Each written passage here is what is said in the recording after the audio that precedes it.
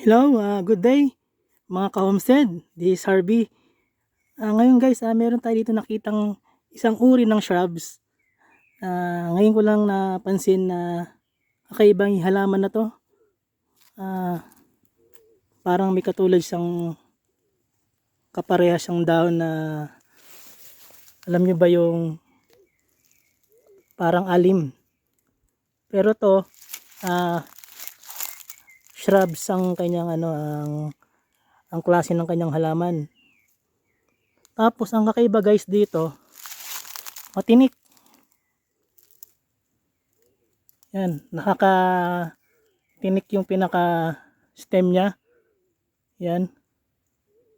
Yan no. Tsaka yung dahon niya sa ilalim, matinik din.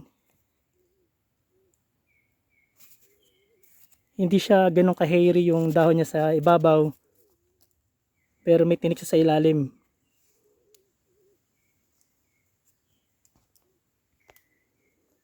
Yan, ganito siya kalago. Itong halaman na ito.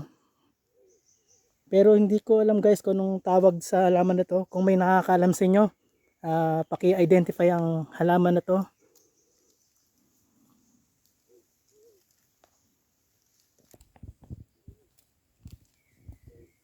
Yan o, ganun siya kahaba. Pag lumagot tong halaman na to, kaya pag nasa daanan to ay tinatabas tong klase ng shrubs na ito. Yan. Dito ko lang siya nakita. Sa ibang area wala pa nito.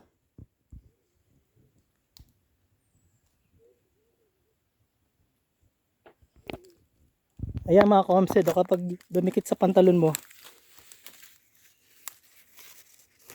talagang kakapit siya.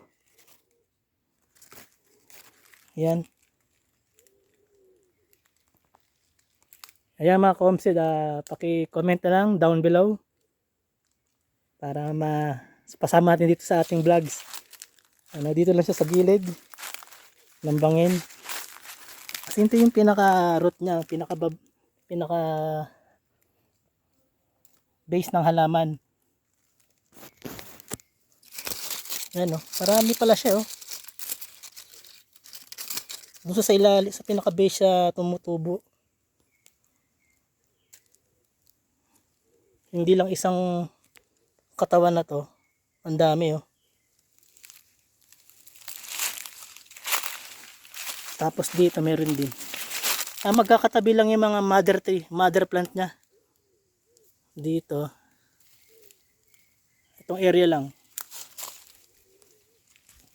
May possible na dumami to. Pwede siyang kumalat dito sa area.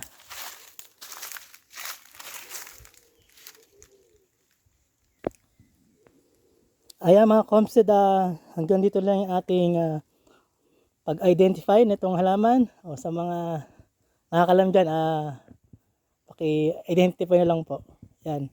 Kaya hanggang dito lang, don't forget like, share and subscribe.